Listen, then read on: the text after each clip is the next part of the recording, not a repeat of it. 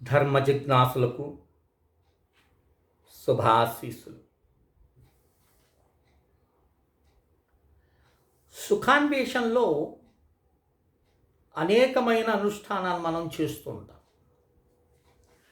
అలా అనుష్ఠానాలు చేస్తూ ప్రమాదాలకు గురి కాకుండా అపమృత్యం అనేది దరి రాకుండా కొన్ని అద్భుతమైనటువంటి మంత్రశాస్త్రం మనకు ఉపనిషత్తుల్లో గోచరిస్తుంటాయి. అందులో భాగంగా మహానారాయణోపనిషత్తులో ఉన్నటువంటి ఒక గొప్ప మంత్రాన్ని నేను మీకు ఈరోజు వివరించి చెప్తాను. ఇవన్నీ వ్యాఖ్యానాలు చేస్తే సరిపోదు, అనుష్ఠానం చేస్తేనే వాటి యొక్క ప్రభావం ఉంటుంది. అనుష్ఠానం చేసేటప్పుడు నీ మనసు ప్రశాంతతకు గురవుతుంది. విని వదిలేసేవనుకో దానివల్ల ప్రయోజనం ఉండదు. అనుష్ఠానం చేయాలి. నేను తరించేదానికోసంగానే జన్మనెత్తినాను, మనుష్యత్వం లభించిందనే ఉద్దేశాన్ని నువ్వు మర్చిపోయినావా? కేవలం ఇంద్రియాలను సుఖపెట్టేదానికోసంగా నానా కర్మలు చేస్తే ఎంతవరకు చేస్తావో 50 ఏళ్ళు చేస్తావు. తర్వాత ఇంద్రియములు పటుత్వాన్ని కోల్పోతాయి, జబ్బులు నిన్ను కమ్మేస్తాయి, కూర్చోలేవు, నిలబడలేవు, తింటే అరగదు, పడుకుంటే నిద్ర రాదు. ఇట్టి స్థితిలో పరతత్వ సాధన ఏమిటి? కామ్యకర్మలు కూడా చేయలేని స్థితికి నువ్వు చేరుకుంటావు. అందుకని అభ్యాసం అనేటటువంటిది యువకుల్లో ఉండాలి. ఆ యువకుడుగా ఉన్నప్పుడు దాన్ని సాధించి నువ్వు నెరవేర్చుకోవాలి. సుఖాన్వేషంలో దుఃఖం అంటే ఇప్పుడు మనం ఏం చేస్తాము? సుఖాన్వేషంలో దుఃఖాన్ని కొని తెచ్చుకుంటుంటాం. దుఃఖ నివృత్తికి నువ్వు పాకులాడుతున్నావంటే నువ్వు ధన్యుడివి. ఆ దుఃఖ నివృత్తి కోసంగా ఏం చేయాలి? అనేకమైన పనులు ఉన్నాయి. మనం చేసేవన్నీ దుఃఖ నివృత్తికి, సుఖప్రాప్తికి, దుఃఖ నివృత్తి. అది వాక్కు ద్వారా నివృత్తి చేసుకోవచ్చు, శరీరం ద్వారా నివృత్తి చేసుకోవచ్చు, మనసు ద్వారా నివృత్తి చేసుకోవచ్చు. 3 సాధనలు మనకు ఉన్నాయి. ఇక్కడ మనసు ద్వారా చేసేటటువంటి సాధనే ఉత్కృష్టమైనటువంటి స్థితి నీకు లభిస్తుంది. అర్థమవుతుందా? మొట్టమొదటిది ఇక్కడ మృత్యు అంటే ఏమిటి? శరీరం తొలగిపోవటమే. శరీరము తొలగిపోవటమే మృత్యువు. అంటే సాధనకు ఒక అర్థం. ఎప్పటి వరకైతే నీ స్వస్వరూప జ్ఞానం నీకు లభించదో అంతవరకు నువ్వు సజీవుడివై ఉంటావు. శరీరాలు మారుతూ ఉంటాయి. ఈ శరీరం పడిపోగానే నీ చాప్టర్ అయిపోయింది అనుకుంటూ పొరపాటు ఉంటుంది. ఎవరు చూశారు, ఏం చేశారు, ఏదైనా ప్రూఫ్స్ ఉన్నాయా మీ దగ్గర? ఇట్లాంటి పిచ్చి ఎర్రి మాటలు వద్దు. నమ్మమా? వదిలేయి. దాని గురించి డిస్కషనే వద్దు. నాకు నమ్మకం లేదండి, ఓ నమస్కారం, వెళ్ళిపోండి. నిన్ను నమ్మించాల్సినటువంటి విషయం ఋషికి అవసరం లేదు. ఉంటుండే లేదు. కనుక ఇక్కడ పాపం అనేటటువంటిది ఏంది? మురికి. ఇక్కడ పాపము అంటే నేనేం చెప్తాను, అనేక పర్యాయాలు చెప్పాను. నిషిద్ధ కర్మ వల్ల అంతఃకరణం మీద ఏర్పడిన మురికిని ఏమంటాం మనం? పాపము అంటాం. నిషిద్ధ కర్మలు చేస్తున్నప్పుడు దాని ఫలితము దుఃఖం ఉంటుంది. ఆ దుఃఖాన్ని ఇక్కడ పాపంగా మనం గ్రహించాలి.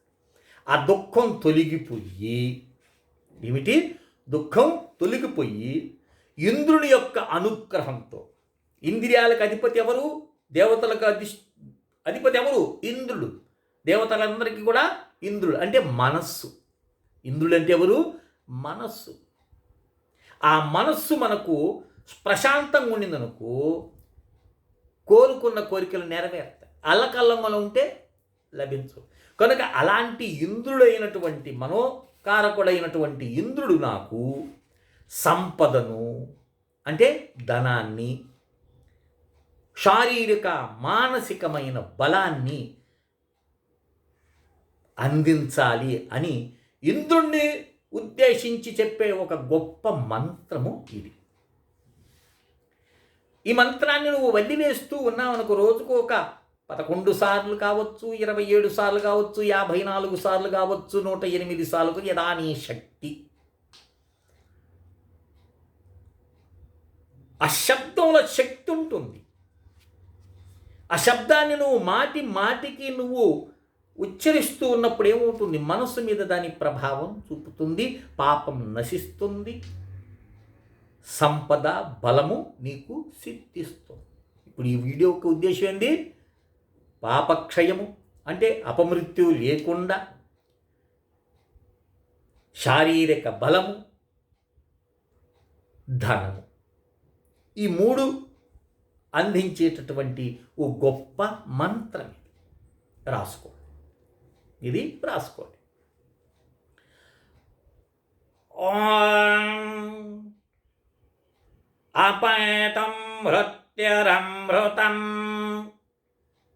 న ఆగన్వై భాస్వతో నో అభయం కృణోతు పర్ణం వనస్పతిరివాభినః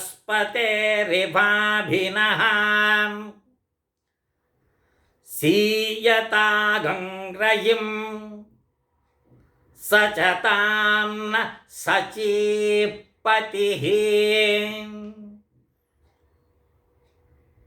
అద్భుతమైనటువంటి ఈ మంత్రం ప్రతిరోజు నిత్యం చదువుకోండి. ఇంద్రుడికో నమస్కారం చేసుకోండి. ఇక్కడ సచీపతి అంటే ఎవరు, ఇంద్రుడు. ఇంద్రుడికి నమస్కారం చేస్తున్నాడు, నాకు సంపదను బలాన్ని ప్రసాదించు. రైహి అంటే ఏంది, సంపదను. నహ మాకు, సచతాం చేర్చు అని మాకు ఇక్కడ ప్రార్థన చేస్తుంది. ఇంకొకటి, మా పాపాలన్నింటినీ కూడా ఎలాగైతే చెట్టు నుండి ఆకులు రాలిపోతాయి ఆ విధంగా అన్నీ కూడా రాలిపోయేటట్టు మమ్మల్ని దీవించు అని ఓ గొప్ప అద్భుతమైన. ప్రతి వ్యక్తి ఏం కోరుకుంటాడు, శారీరక బలమైన ఉండాలి, ధన బలమైన ఉండాలి. చూడండి, ఒకటి విద్యాబలం ఉంటుంది, వాడి ముఖము వర్చస్సు బాగా కాంతిగా ఎదుర్కొంటుంది. ఒకరికి విద్యావంతులకు ఉంటుంది, అనుష్ఠానపరులకు ఉంటుంది. మరొకటి బాగా డబ్బు ఉందనుకో, వారి ముఖం చూసా ఎట్లా ఉంటుందో, ధనం ఉన్నప్పుడు వారికి కాంతిగా ఉంటారు. ఎందుకని, భయం ఉండదు, వాడికి ధైర్యం ఉంటుంది. ధనం అనేది ఈ యుగంలో ఒక ధైర్యం అలాంటి. ధనం లేని వాడు దిగాలుగా ఉంటాడు, అనుక్షణం ఆలోచనలే వాడికి. ఎలా చేయాలి, ఎలా పోషణ జరగాలి, ఎలా పిల్లల్ని చదివేయాలి, ఎలా మనం పైకి ఎదగాలి అని నిత్యము చింతిస్తూ ఉంటాడు. కాబట్టి ఆ ముఖము, చెప్తారు కదా, face is the index of the mind అంటారు. అదే నువ్వు విద్యావంతుడు, ఎన్ని వదిలేసినావు, పరమాత్మ తప్ప అన్యము వేరొకటి లేదు, ఆ పరాశక్తి యొక్క అధీనంలో నేనున్నాను అనే భావంతో, ఆధ్యాత్మిక భావంతో నిరంతరము సాధన చేసేవాడు, జపం చేసేవాడు ఎలా ఉంటాడు, కాంతివంతంగా ప్రకాశిస్తూ ఉంటాడు. కనుక ఇక్కడ శారీరక బలము, మానసిక బలము, భౌతిక బలము, భౌతిక ధనము ఇవన్నీ నీకు ప్రసాదించి గొప్ప మంత్రం ఈ నేను చెప్పింది. ఇది అనుష్ఠానం చేసుకోండి, ఇది ప్రతినిత్యం చేయండి. మీ జీవితం ఎంతో ఆనందం. వేదమంత్రాలు ఎవరో కూర్చొని రాసిని కాదండి. మనకు ఒక అపోహ ఉంటుంది, ఎవరో బ్రాహ్మలండి ఎన్ని రాసినారు అనుకుంటారు. తప్పు. ఇంత పాండిత్యం ఒక పరమాత్మ తప్పితే అన్యులకు ఉండదు. ఆ శబ్దానికి అంత శక్తి ఉంటుంది. అది చెప్పుకుంటూ పోతే చాలా ఉంటుంది. కనుక విశ్వాసం కలిగినటువంటి వాడు, శబ్దంలో శక్తి ఉందా లేదా,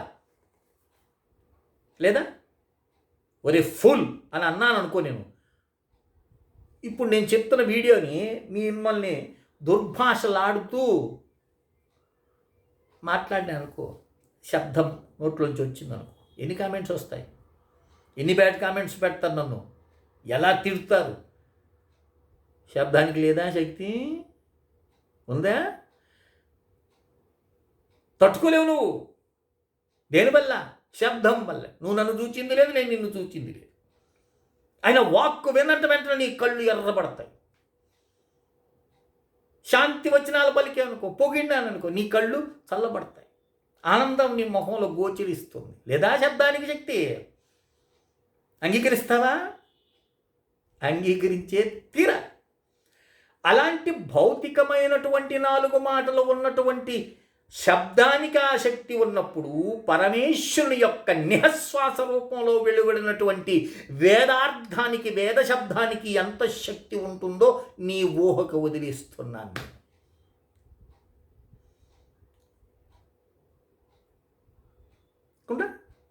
కనుక అలాంటి భావంతో, అలాంటి ఉద్దేశంతో ఈ చెప్పినటువంటిది, ఈ మంత్రము నిఖచ్చితంగా నా జీవితాన్ని మార్చేస్తుంది, ఇది వేద శబ్దము అనే భావంతో జపించావా, చిటుకలో నీ జీవితం మారిపోతుంది. ఆ శబ్దం నిన్ను అలా మార్చేస్తుంది.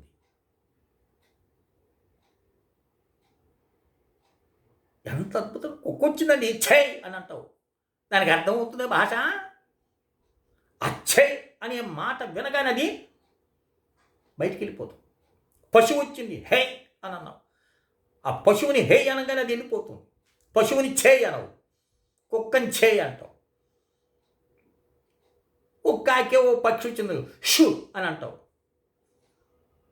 వెళ్ళిపోతుంది. చేయి అంటే దానికి అర్థం కాదు. అంటే ఒక్కొక్క దానికి ఒక్కొక్క శబ్దాన్ని ఉపయోగిస్తున్నావు నువ్వు. అలా శబ్దానికి ఉన్న శక్తి అనంతమైనటువంటిది. అందులో ఆ వేద శబ్దానికి దాన్ని మనం వర్ణించి చెప్పలేం. అది పరమేశ్వరుని యొక్క ఆ నిహశ్వాస రూపంలో వచ్చినటువంటి గొప్ప శక్తి. ప్రాణాన్ని తీసుకోండి. మీరు శబ్ద బ్రహ్మం గురించి ఎప్పుడైనా భాగవతం చదివితే 12వ స్కంధంలో శబ్ద బ్రహ్మం గురించి కృష్ణ పరమాత్మ ఉద్ధవుడికి చెప్తాడు. ఒకసారి దాన్ని చదివి చూడండి, మీకు శబ్దం యొక్క శక్తి మీకు అర్థమవుతుంది. కనుక ఈ దివ్యమైనటువంటి ఈ మంత్రాన్ని అందరూ కూడా అనుష్ఠానం చేసుకొని బలాన్ని, సంపదను అందరూ పొందే ప్రయత్నించి మరొకసారి చెప్తాను, రాసుకోండి. అపేతం మృత్యురమృతం న